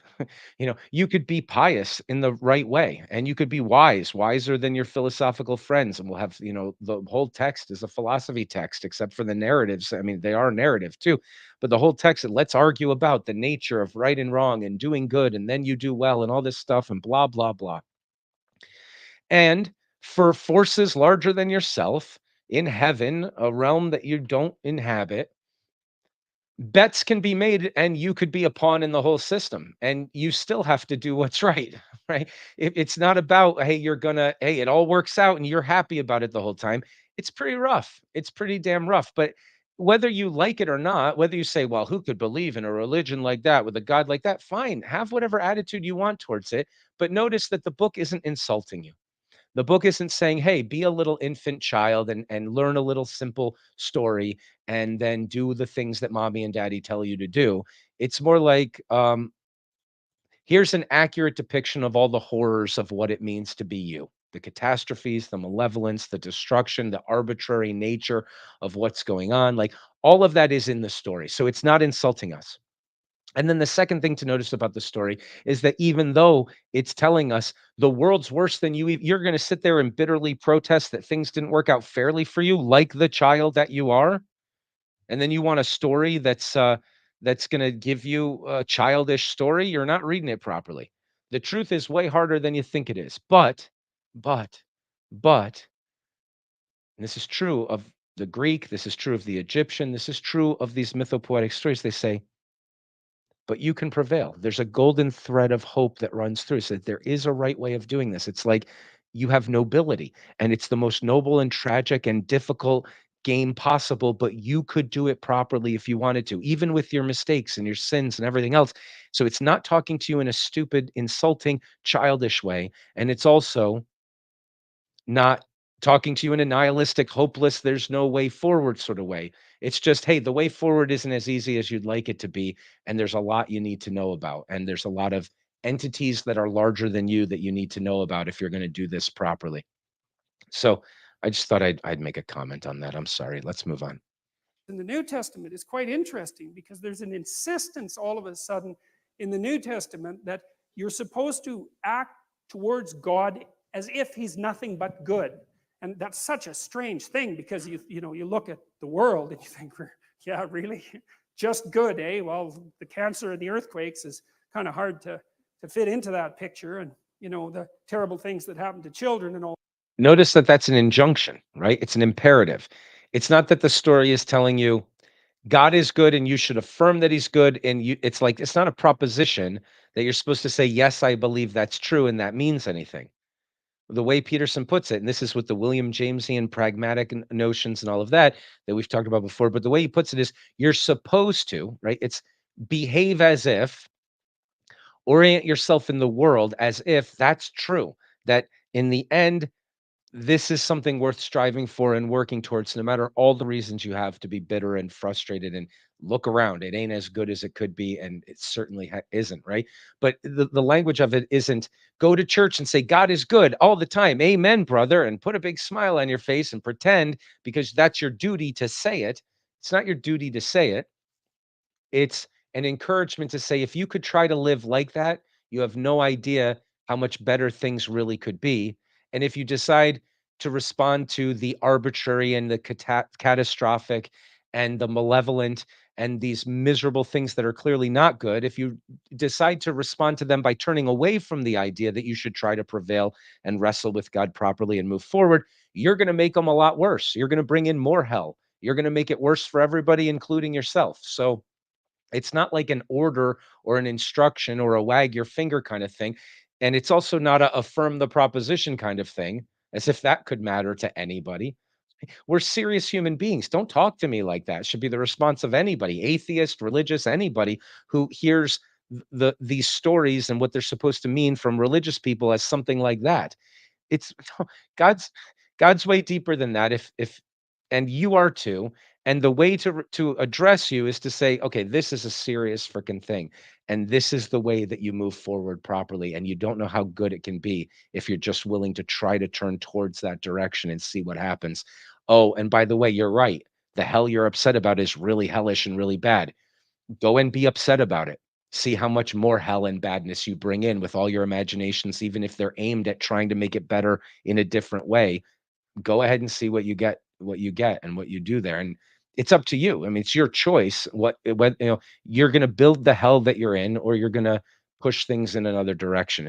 I'm not advocating it. I'm just saying that's the nature of the way the stories are talking to us. That's what he's highlighting. Okay, I think. Okay.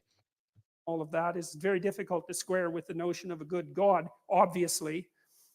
But then the underlying idea is that if you act in that manner, it makes it more likely to be true. It's something like that. And so I would consider that in some sense an act of both courage and faith. It's like you're going to make the case, like God makes at the beginning of the Bible, that being is in fact good.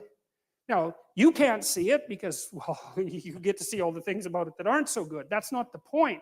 It's a metaphysical presupposition, something like that. It's a decision to act that way. I'm going to act as if being is good and to further that. And then the implicit idea is, well, there isn't any way that you can make things work out better than to do that. And so there's a courageous element to it, which I think is also expressed to some degree in the idea of Christ's like voluntary sacrifice of his own life. His presupposition was something like, I'm going to act as if God is good, and I'm going to play that out right to the end.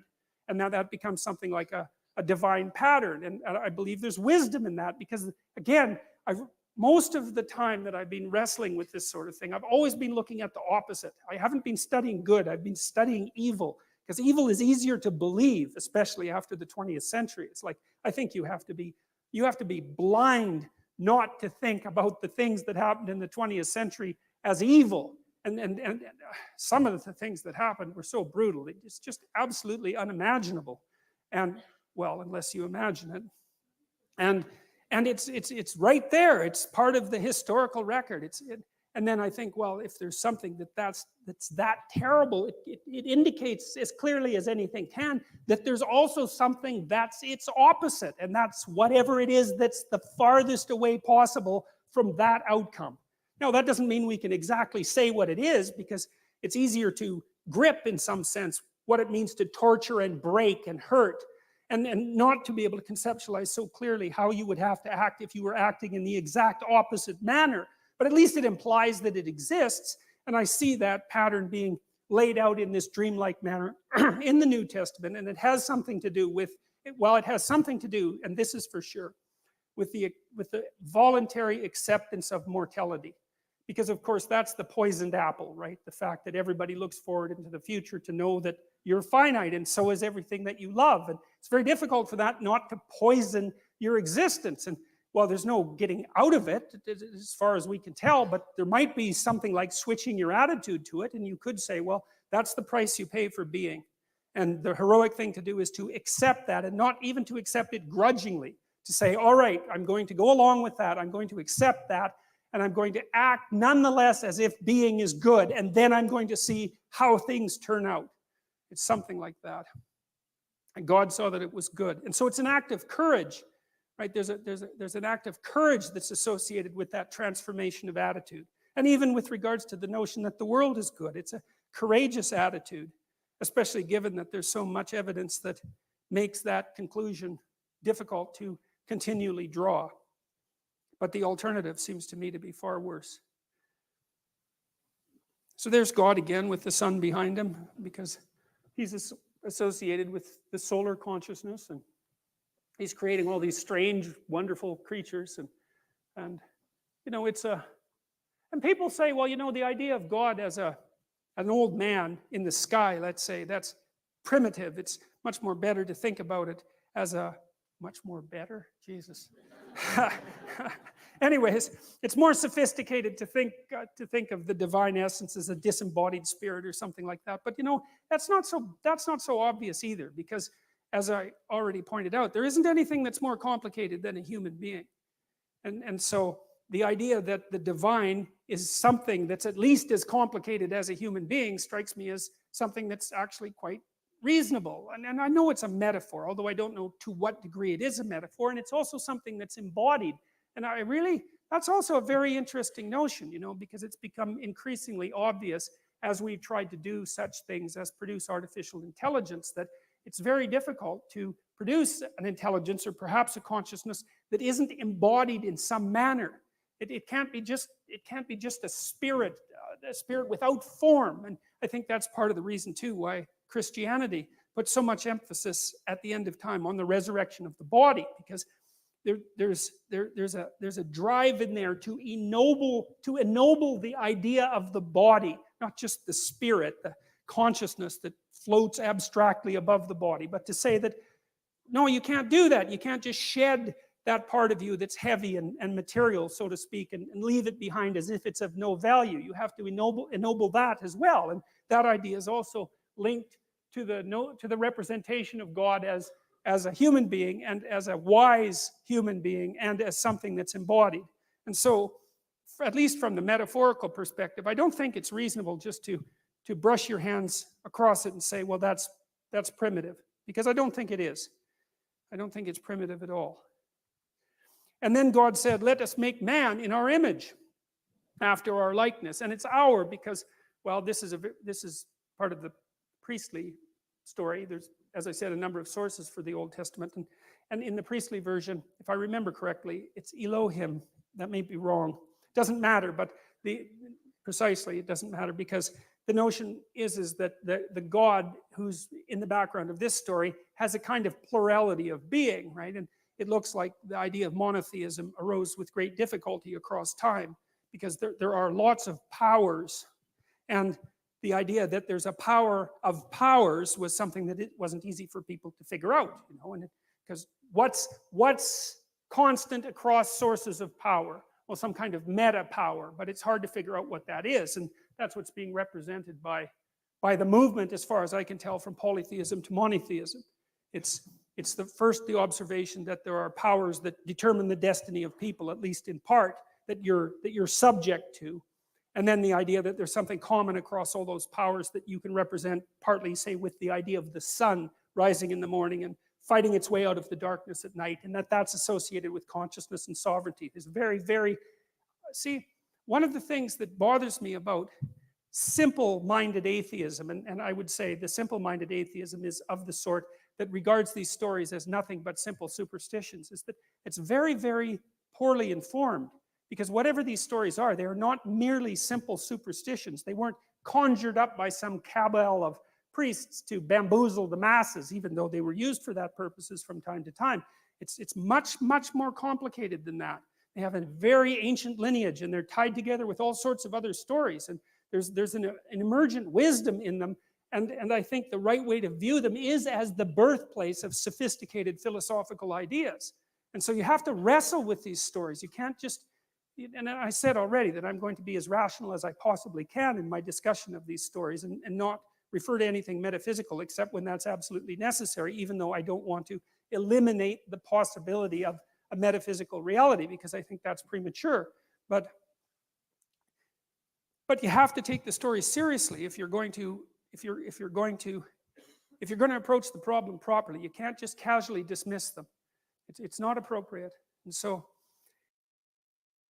Okay, so typically what we do is I'm going to say a lot about what he just said real briefly because it's going to be useful in the context of what we're doing here today. In the previous 10 classes, all of the classes we do, they're kind of catered to one or two people. And those two students today, for the first time, just couldn't be here because of family coming in from out of town. So, in both states that they reside, that happens. So, what we're going to do is instead of going another 15 minutes and then going into a half hour after conversation that's unrecorded just with them, we're going to cut it a little bit early right there because I'm aware of the fact that there may be people who are listening today who haven't been with us on the previous 10 videos, and you can watch the beginning of this video. I won't re-explain what we're doing here and what context it's in or anything like that. But because of that, I'll just talk a little bit about some things that he just said that maybe we've discussed before, and maybe wouldn't be there wouldn't be as much reason to talk about them now as someone is saying. Keep. Do you want me to keep playing the video? I don't know what you're asking me to do here. Okay, I don't know what's being asked there. Okay, sorry. If anybody DMs me and wants a link to come on to the live stream here and have a discussion about all this, that would be more than welcome. Um, but let me see if I have any of those messages. No. Okay, but or do I? No, okay. But in any event, what we'll do is we'll cut it short, the video part that we're watching. We'll do a quick 15 minutes. And then instead of stopping and going to the after show with the regular students who are here, we're just going to call it quits and we'll get on with our nice weekend. So, a couple of quick comments about what he's doing and what he's saying here. So let's actually go back and so look at let us this make again. man in our image. But I saw. Okay.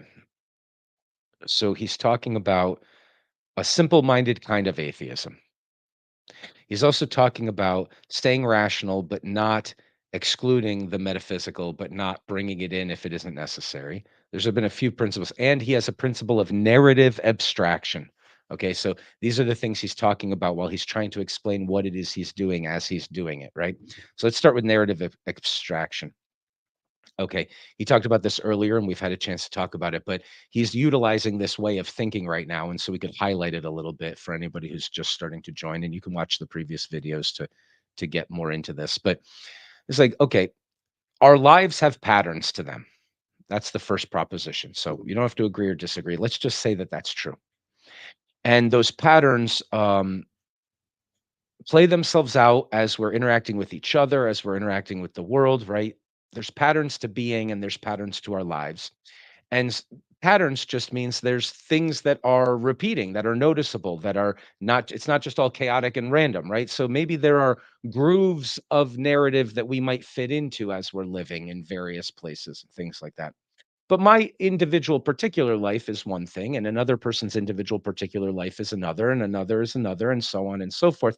But what if you're Shakespeare and you say, okay, what's true about the struggles of maturity? We just finished Hamlet this morning in the spaces.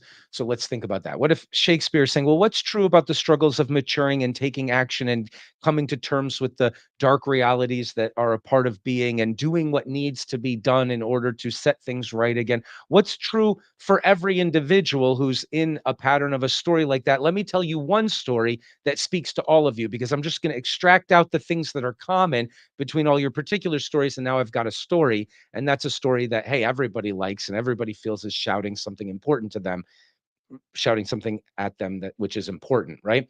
So this is like a conceptual abstraction and a narrative abstraction.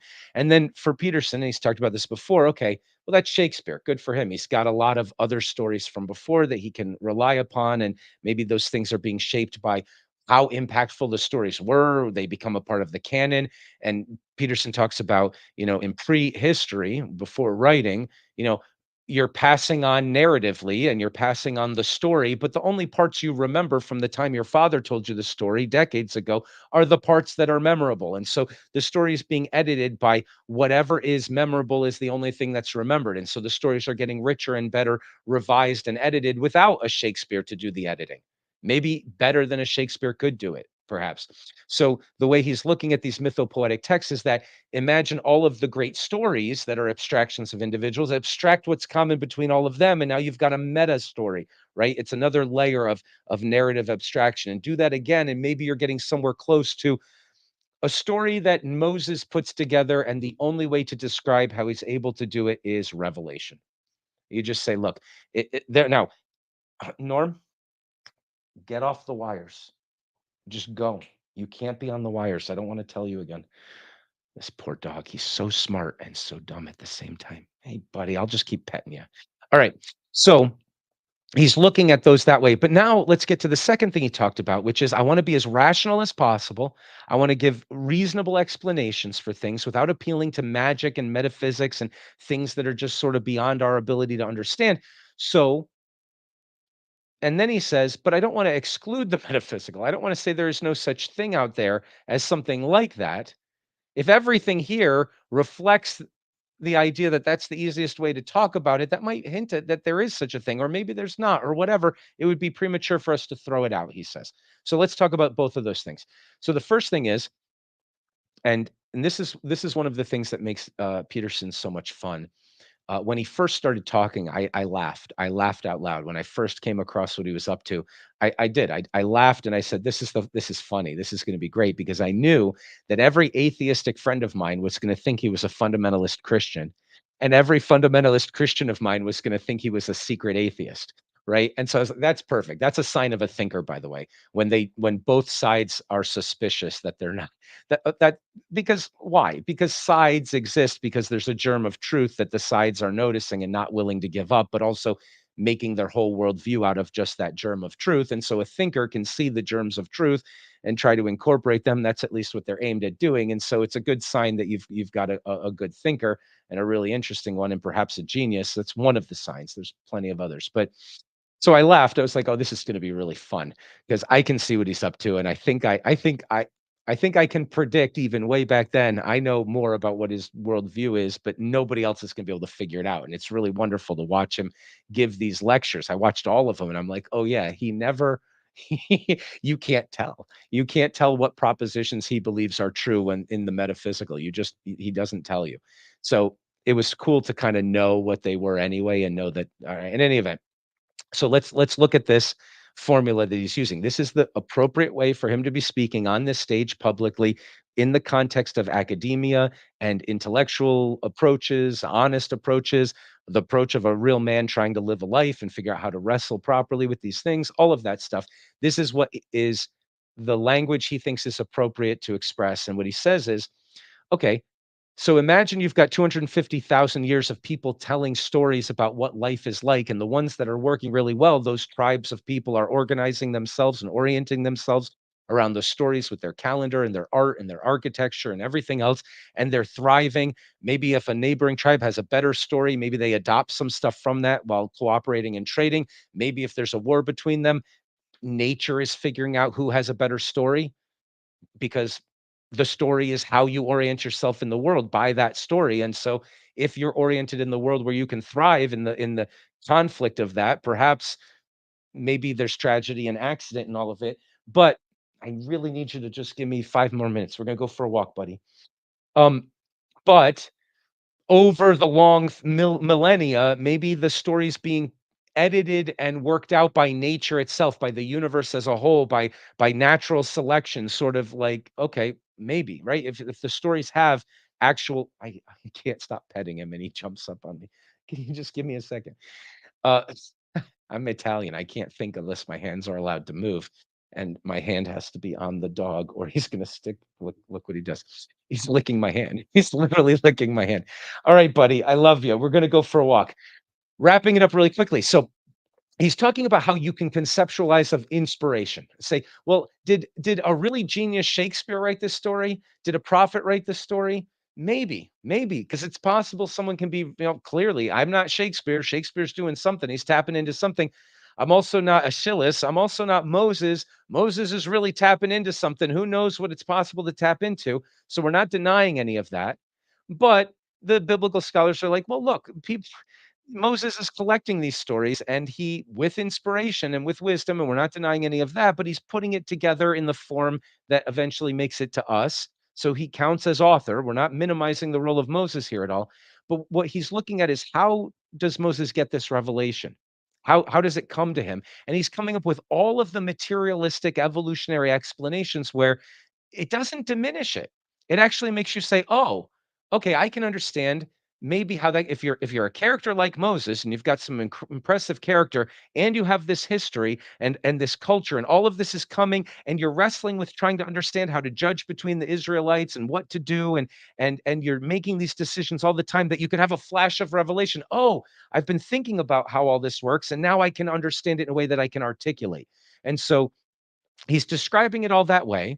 And what you could do if you were very atheistic is say, okay, I get it. There isn't really a God. What's happening is all of this stuff is playing it out historically. And, actually, I think that's quite impressive. And I also think maybe inspiration and revelation is the only word you could use for something like that. And so, yeah, that's fine. But I get the material explanation. That's really the truth of how it works. You could interpret what he's saying that way. Or and he's not making you swallow an interpretation. You can come at this from any perspective. That's what I'm trying to illustrate here. It's kind of interesting. Or you can say, "Oh, those truths that I could simply understand by just trying to, like a child, believe the story of what the Bible was telling me about God and his existence. Those things are so true. They're true in every aspect of millennia of things developing.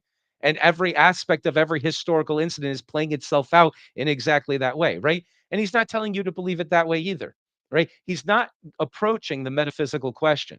So let's put that aside and let's approach I won't say Richard Dawkins. He's on a higher level.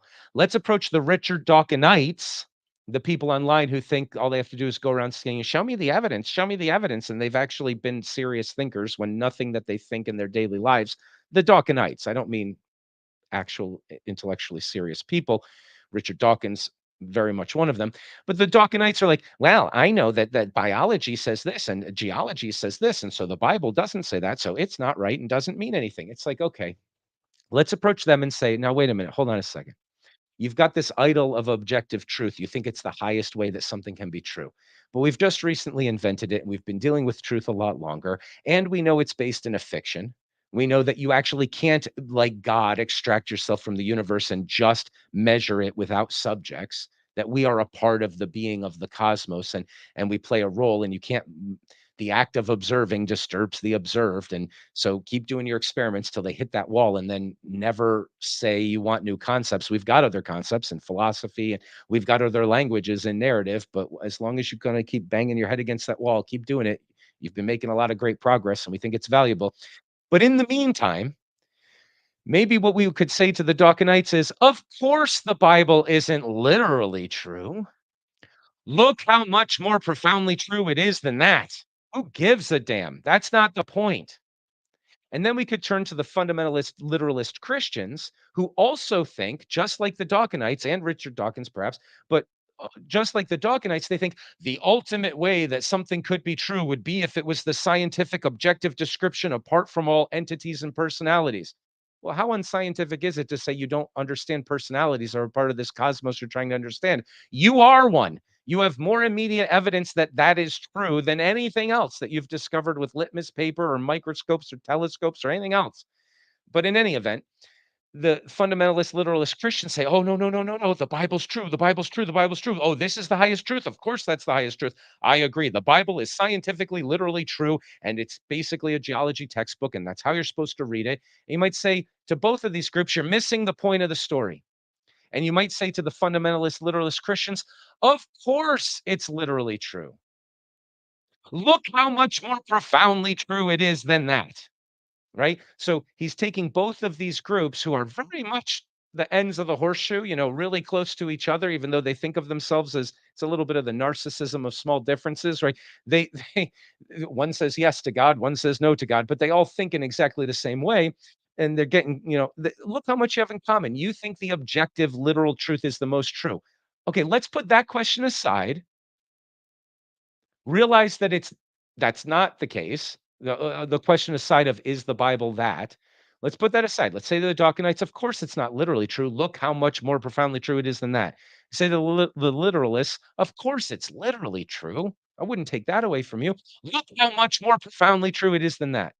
And then he just leaves open the whole metaphysical question, which, by the way, I won't share what I think his views are on that. You may have been able to start figuring them out as he's gone through more interviews and been in the public light for a long time, but it would be hard to figure out. I won't tell you what I think. I just love the fact that people can't tell. And so if you can't tell yet, good, don't tell. And just go on this journey. Now it's clear what this journey is that we're going to try to approach potentially profound, maybe bottomlessly profound wisdom from a narrative language in the stories that built our culture and made our philosophy and science possible, that took poop throwing, rock wielding apes and turned them into cathedral builders and pyramid builders. It's not so irrational to think that there could be something meaningful there. It's in the realm of dream language, so we better have some safety harnesses. And if Peterson thinks he's like trying to get out a proposition from this, well, let's see if it matches. Do the philosophers say, no, I'm sorry, that contradicts itself? It has implications that are absurd and blah. Fine, you are the final judges of propositions. Maybe I didn't get it right. Maybe the story's no good, whatever. We have lots of things we can say there. But if you're going to win the case that the proposition you pulled out is correct, you have to have reasons. You have to play the game of the philosophers because they are the proper adjudicators in the realm of propositional truths. But it's not about propositional truths. In order to talk about it, we have to have propositions. So we're going to try to do that. But we can have all of what we're trying to do be governed by philosophy. And if there's empirical implications of anything we think we've discovered, we can submit that to the adjudication of the scientists and say, look, unless I can come up with an experiment that shows this is right, I must have read the story wrong, or it's not a good story, or something like that, right? But also understanding that your science is more limited than you think it is. It's descriptive, it's formulaic. The law of gravity doesn't make things move the way they do. They're just regular descriptions of the way things happen to move.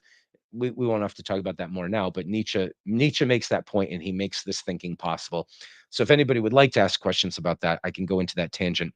But instead of ending the recording now, which we would normally do, and then going into a half-hour conversation with the students who this class is catered for, since both of them couldn't be here today, I'm going to end it and we'll be done and we'll have a nice weekend, unless somebody sends me a message that they would like to talk about that science thing some more or anything else from these videos.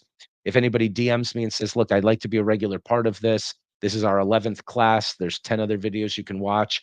It's a part of our year 3 curriculum of people influenced by prophesied from Nietzsche. It's basically we're looking at Jordan Peterson through the lens of what Nietzsche did in the backbone course of year 3 by decoding Zarathustra line by line and going through that. So that's what we're up to. I'm glad you came. I don't see any other messages to pause. So we're going to end it at the time we usually end it. And I'm going to go walk this dog, which needs a little bit of love. You need some love, buddy? I'm coming.